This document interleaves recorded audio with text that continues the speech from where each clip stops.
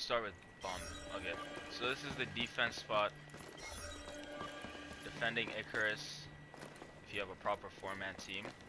I'm just gonna go over the 4 positions that you should play, or that we like to play, and the different rogues that we like to use for those positions. 3 of them are pretty much set in stone, and then there's 1 flex spot. The set in stone rogues are Trench, V, and Anvil, and then the flex spot, I'll go over the options. So first, the Trench. The Trench is gonna drop over here.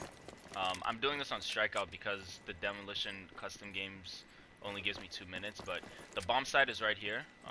For those you guys know, with the Demolition bomb site, it starts here. This is usually the default plant box right here. People will plant behind this. You can also plant behind this, but this is risky. But what you do is trench on defense. You come here, you throw your barbed wire right there, and then you throw down utility there. Try to hide it more behind that. And then you throw another one behind white box right here. Deploying utility. Once you do that, you're gonna play this angle. Right, this is gonna be your angle.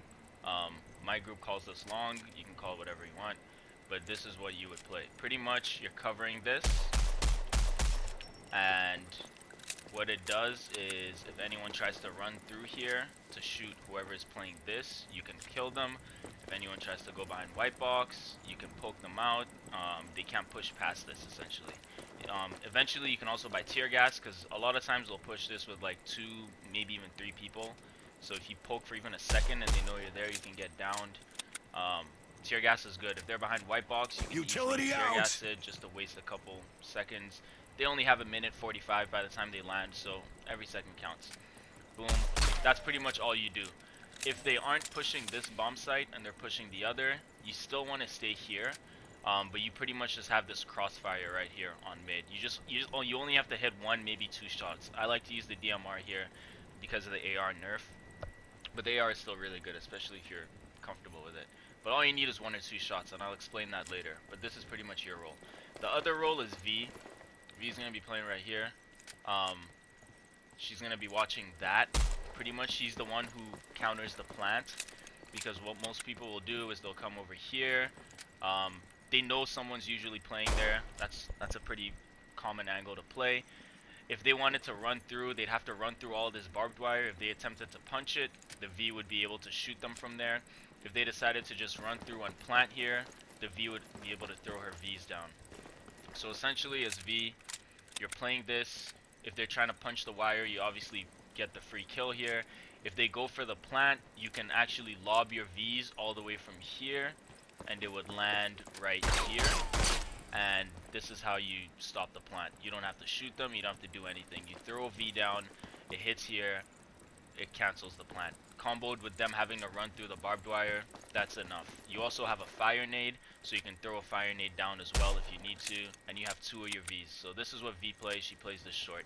If they're not pushing this bomb site, she goes over here, and she can cover this ledge. She can help whoever's pushing mid right here. There's also a low angle here you can hold, so you can do this. You just have to watch for this cross and cover your teammate, right? That's essentially all you do. So if they're not pushing your bomb and they're pushing the other bomb, you just rotate here, at which point you call that you're rotating. The trench that's over here knows that you're rotating, so he has to listen for the sound cue of the barbed wire. Whoever's walking through the barbed wire will hear it, and he'll know that someone's coming, and he can give her a heads up so she goes back to her position. Otherwise, he knows that she's watching that. He just stays here, and he relies on the sound cue of his barbed wire. Alright, so that was the first 2 positions. Trench is playing that. He's playing short. The next 2 will be over here. Anvil is, like I said, the 3rd one that's a must-have. You want to run over to this site, to this bomb. You put a shield here. Deploying utility. And this prevents them from being able to walk through, at least for, you know, a set amount of time until they break it. And essentially, that's all you really need to do is Anvil. You put the shield there, and then what you do, and this is where it depends on what you play as your flex spot, but I'll give you all the options. So Anvil puts his shield down, and he's going to play this. He's going to be sitting at this wall. And essentially, he can call, if they're pushing A, they're obviously going to have to break through his shield. So that gives him enough time to be like, hey, I have, you know, 1, 2, 3, or 4 people here, depending on how many are here, and he can like give call outs for everyone to adjust.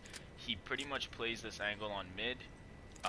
You can shoot whoever's running down mid here, and remember, you still have cover fire from your V helping you if they decide to just run down here, for example, to rush you, knowing that you're playing this.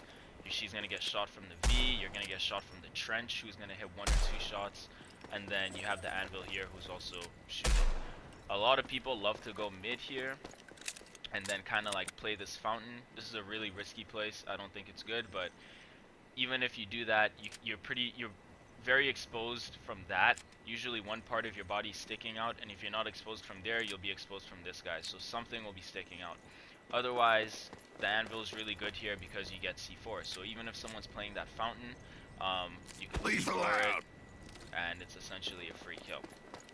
So that's what anvil does. You also bring ADSs, I forgot to mention that. You can Deploying throw one of them utility. here just in case they try to flashbang you because they know you're playing this angle, or nade you. It is very easy to nade this. If they know you're playing that, they could just drop here, cook up a nade, and then, you know, quick throw it. So that, this will help you live. And that's pretty much all you do as anvil. You play this mid lane, and you just chill. The fourth position is, this is the flex spot. So you can either bring a Saint, a Talon, or essentially anyone with silent steps. You could do it with a glitch as well. But Saint and Talon are my 2 go-tos. Saint is probably the best one. Essentially, you have the most boring job. You just have to sit here. Saint is really good because what you do is, after the anvil puts down the shield and he's holding that, you just have to wait here.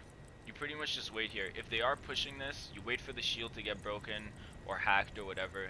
You can put down a claymore right here, and what that does is that makes it so that after the shield's broken, they would have to wide peek the claymore, at which point they'd be very exposed from you and from the anvil over here with the cover fire. And then essentially, because you have a boring job, most people don't push this, especially once they see the shield. It's a lot to get through.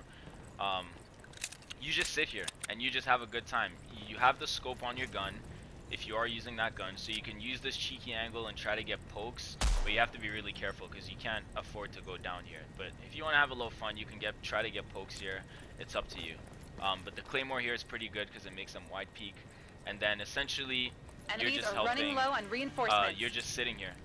The reason why Saint's good is because this position is pretty boring, but at least as Saint, you can res whoever goes down over there. So if the trench happens to go down, you can res him.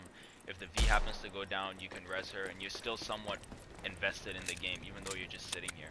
The other option is to play Talon. If you play Talon, you play this, and you can throw your Talon dart right here, and you can essentially see whoever's playing this ledge through that.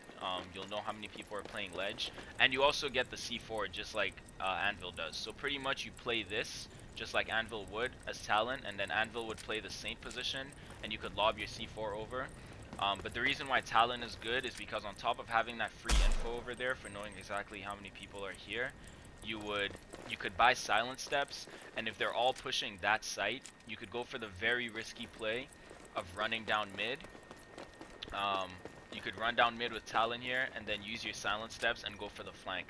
This is really risky because a lot of teams will have a flank watch and they'll be expecting it, but it's the high risk play. That's an option. That's why I say anyone with silent steps can work. If you just wanted to play that high risk flanking play style. Otherwise, I would say it's probably safer to just play the Saint. You get the Claymore, you get the res, the global res, and it's just a really good option overall. You could also play Dahlia here as well and link with like the V, for example. But I would say Saint's probably your best bet.